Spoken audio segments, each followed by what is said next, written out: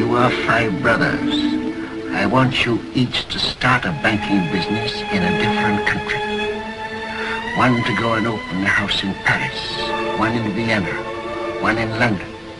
Choose the most important centers, so that when money is to be sent from here to London, let us say, you won't have to risk life and gold and you here in Frankfurt. We'll just send a letter to Nathan in London saying, pay so-and-so. And that will be offset by loans from London to Frankfurt. Understand? Yes. In your day, there will be many wars in Europe. And nations that have money to transport will come to the Rothschilds. Don't talk anymore, the doctor. I'm giving advice to our sons, Mama, that the doctor cannot give. Remember, unity is strength. All your lives you must stand by one another. No one brother must be allowed to fail while another brother succeeds. Your 5 banking houses may cover Europe, but you will be one firm, one family, the Rothschilds. It was the panic of 1907. Wall Street was crowded from the Washington statue to Trinity Church. 3,000 people had crammed the streets, desperately trying to get their money out of the failing banks. President Teddy Roosevelt was under pressure to take drastic action and was forced to ask for the help of a man he despised, J.P. Morgan. But this powerful banker had his own ideas as he watched the panic from the windows of his towering office. In November of 1910, the heads of the most powerful banking institutions in America boarded a private railroad car in New Jersey for a 1,000-mile journey to Jekyll Island in Georgia. The bankers were told to come to the station separately and not to acknowledge each other in public. Even after boarding the private car, they were told to address each other by first names only. It was important that no one, not even the servants on board the train, be allowed to know their last names. The destination was Jekyll Island, a private retreat for multimillionaires, away from reporters and prying eyes. The purpose was to participate in one of the most clandestine meetings in all history. Secrecy was so important that the regular staff had been replaced by temporary servants who would be unlikely to recognize the faces of these men. Now, at last, 10 days at Jekyll Island reveals what went on at that secret meeting and how it changed America forever. 10 days at Jekyll Island literally were 10 days that shook the world. Ah, the government. It loves you and wants to keep you safe and well. It even wants to make paying taxes, fines, and court costs easier for you. How? Well, you'll need to meet your straw man. He was born the same day you were. He looks like you, has the same name, and lives in your house, but you never knew he existed. You will have even paid his parking tickets or taxes. The worst part? He's been dead from day 1. From every birth certificate, a legal personality, or legal fiction, is created with the same name to confuse little old you into thinking it's you. So, there is a human you and a paper you, or as it's commonly known, a straw man. So when it seems like government officials, court clerks, or the police are speaking English, they aren't. They're speaking legalese, designed to make you agree to verbal and written contracts without even knowing about it, all spun from Black's Law Dictionary. For example, when the police say, "Do you understand?" you'll say, "Yes." What they are really saying is, "Do you stand under our authority?" Oops-a-daisy, you just created a verbal contract with them. Oh, you clever government. Did you know that whenever you register something, you are handing over title to the person you register it with? That's right. Whenever you register something with the government, they assume it belongs to them. Registered your car? Super! Now you are the registered keeper of your vehicle, and the government can crush it when you don't pay your, straw man's taxes. Expecting a new bundle of joy? Well then you need to register your little darling with a birth certificate. Then they can start the process all over again and create a new straw man for your little one. Isn't that great? So when Junior grows up, he'll be able to generate revenue just like you have. When you notify on your baby by signing the birth certificate, your child becomes a ward of state, and if the government doesn't like what you're doing, they'll assume it's okay to take the child away, or make new rules for things they don't like. Not enough school? Smacking your child? Shouting too loudly? Then it's off to social services for the little one. When you get a bill, it's sent to you, but belongs to your straw man, not you. That's why bills, fines, and summons start with Mr., Mrs., or Ms. Sometimes you'll see your surname in capitals, just like on a gravestone. That's because your straw man is dead, and just a silly piece of paper, created before you could comprehend or even consent to it. When you go to court, you represent your straw man, so you, the human, take on any costs, fees, taxes, and fines involved for the straw man. The human you doesn't even need to pay them. But you made a contract with the court by appearing on behalf of your legal personality or straw man, just like the government knew you would. Confused? Well, don't worry. The government doesn't want you to know anyway. If you knew, you'd stop paying things like council tax and parking tickets. Because when you go to court, you are representing your straw man. You are you, alive and made of flesh and blood. Your straw man, or legal personality, is a piece of paper created from your birth certificate. And you think it's you. What a silly Billy. Would you like to know more? Well then go over to tpuc.org. Transparency in monetary policy is a goal we should all support. I've often wondered why Congress has so willingly given up this prerogative over monetary policy. Congress, in essence, has ceded total control of the value of our money to a secretive central bank. Congress created the Federal Reserve, yet it had no constitutional authority to do so. We forget that those powers not explicitly granted to the Congress by the Constitution are inherently denied to the Congress, and thus the authority to establish a central bank was never given. Of course, Jefferson and Hamilton had that debate early on, and the debate seemingly was settled in 1913. But transparency and oversight are something else, and they're worth considering. Congress, although not by law, essentially has given up all its oversight responsibilities over the Fed. There are no true audits. Congress knows nothing of the conversations, the plans, and the action taken in concert with other central banks. We get less and less information regarding the money supply each year, especially now that we don't even have access to M3 statistics. The role the Fed plays in the President's secretive working group on financial markets goes essentially unnoticed by Congress. The Federal Reserve shows no willingness to inform Congress voluntarily about how often the working group meets, what action it takes that affects the financial markets, or why it takes these actions.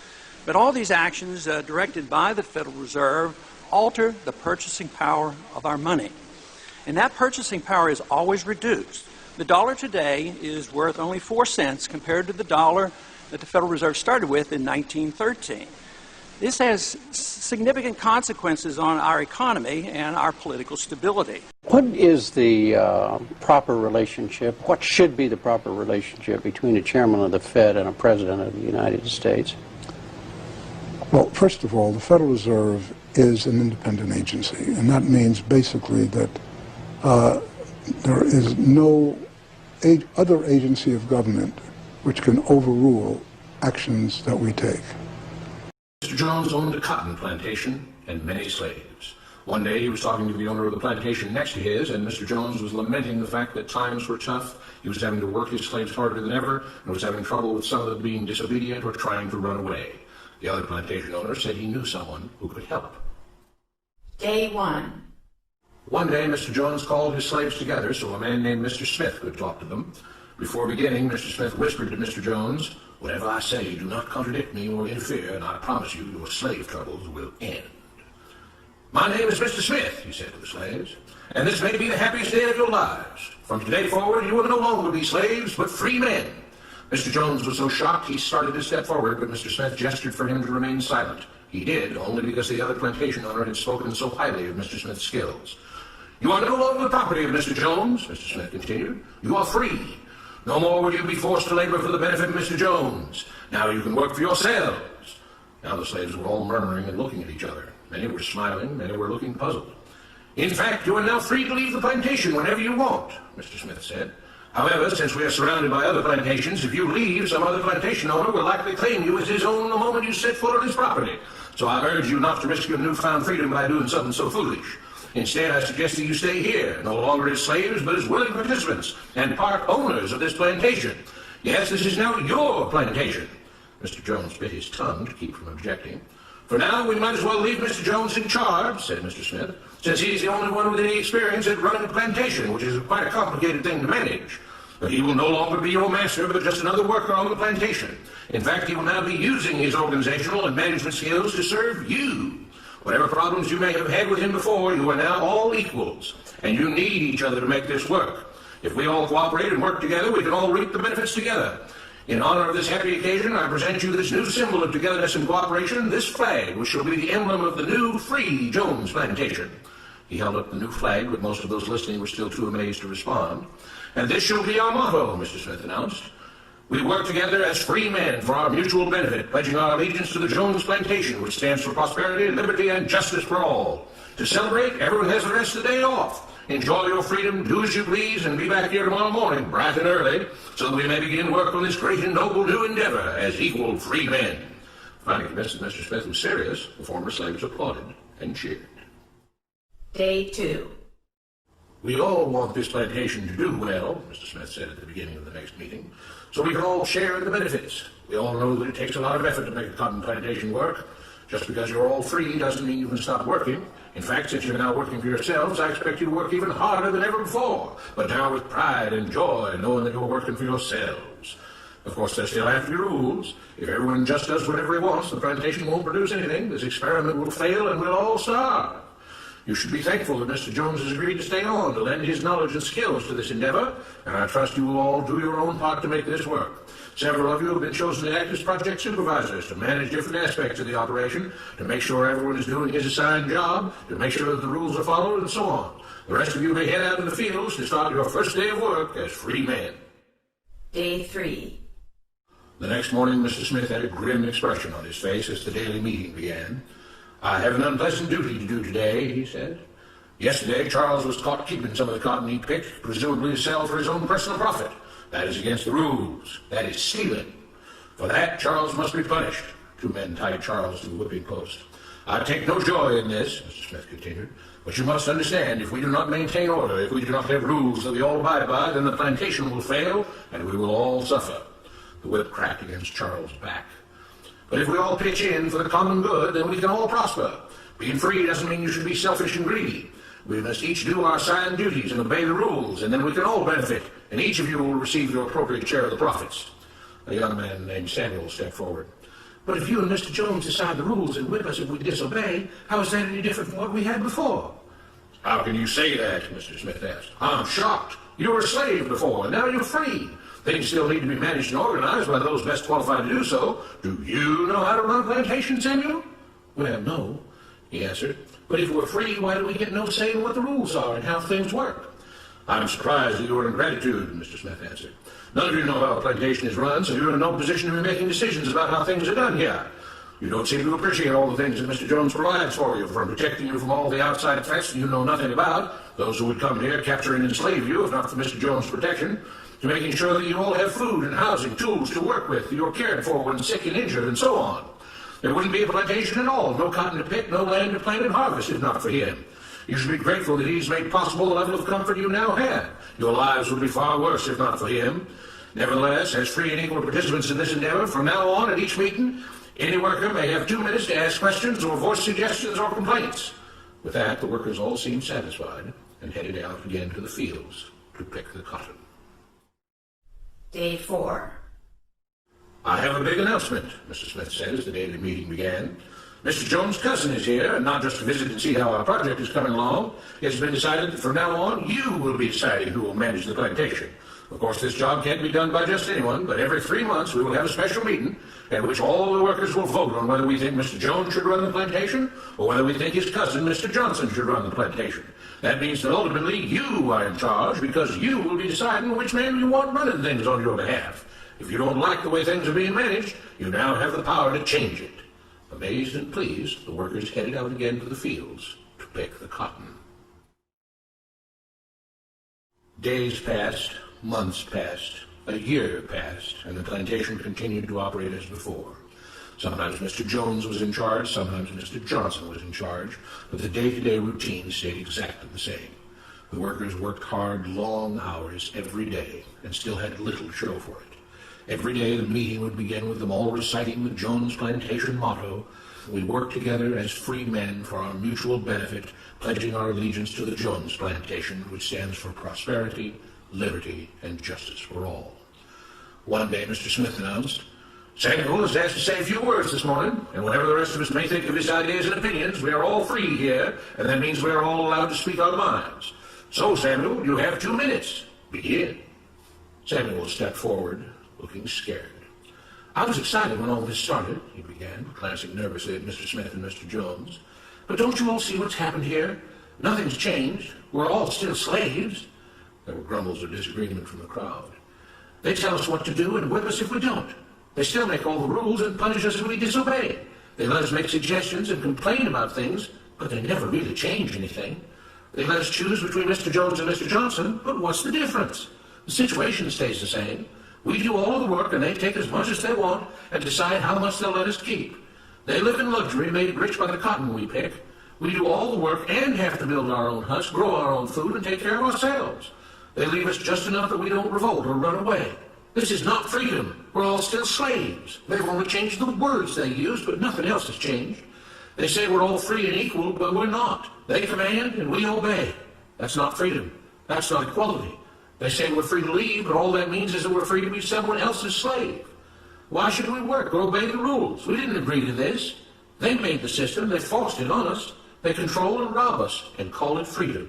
They've deceived you into thinking that being able to choose which slave master you'll work for is the same as being free. It's not. Open your eyes. If you keep what you produce, they call it stealing. When they take what you produce, they call it sharing and fair distribution. Can't you see that this is all your time? Ease up, Samuel, Mr. Smith announced calmly. At his gesture, 2 supervisors grabbed Samuel by the arms and led him to the whipping post. "I'm sorry, Samuel, but you've broken the rules. There are rules against encouraging others not to work and encouraging others to break the rules. You're only hurting all of us with your discontentment and your complaining and your disobedience." The whip fell and Samuel let out a grunt. "Without rules, without order, all would be lost. Without law, there would be chaos. We can't just behave as wild animals, each doing whatever he pleases. We must all follow the plan and all do our duty for the betterment of everyone. And those who do not must be punished." The whip fell again and blood flowed freely from Samuel's back. "Samuel, it is you who are stealing from the others. When you don't do your assigned work, you are making more work for others. When you disobey the rules, it is you who are endangering the future of everyone else here. You are the thief. You are the criminal. You are the one trying to destroy the arrangement that keeps us all safe and prosperous." At every lash of the whip, the other workers cheered louder and louder, some yelling curses at Samuel. "Being spoiled and selfish, you complain about everything, talking as if you're oppressed. But you are the one ruining things. You are the one keeping us from being all we could be. It is your greed and your rebelliousness that is hurting all of us. They all play by the rules," Mr. Smith said, gesturing at the others. "What makes you think that you don't have to? You think you're above the law?" There were loud yells of agreement as the whip fell again. "We must maintain order," Mr. Smith proclaimed. "To make this plantation great, to make it so that we can all be happy and prosperous, to have the society we want, there have to be rules. We all have to contribute our fair share to this great endeavor, and we cannot tolerate actions and attitudes that seek to undermine the amazing things that together as free men we have achieved and will continue to achieve." Mr. Jones was smiling as he gave Mr. Smith a pat on the back. The crowd was cheering so loudly that none of them had noticed that Samuel had died.